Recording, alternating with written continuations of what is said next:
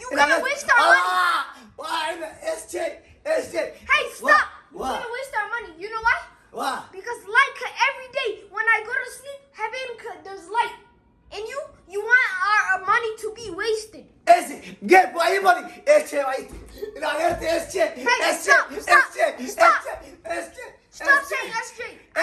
You love money.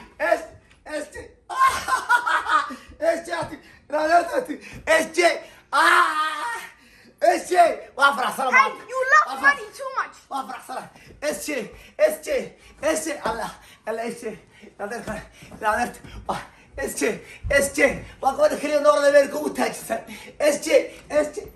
Hey, stop.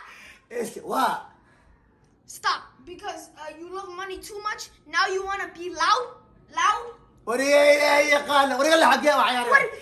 You waste our money. How can now SJ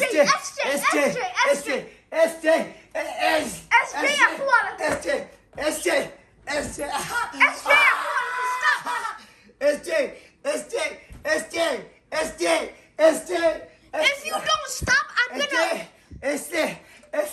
Hada stop getting TikTok area what delete Greya. Stop.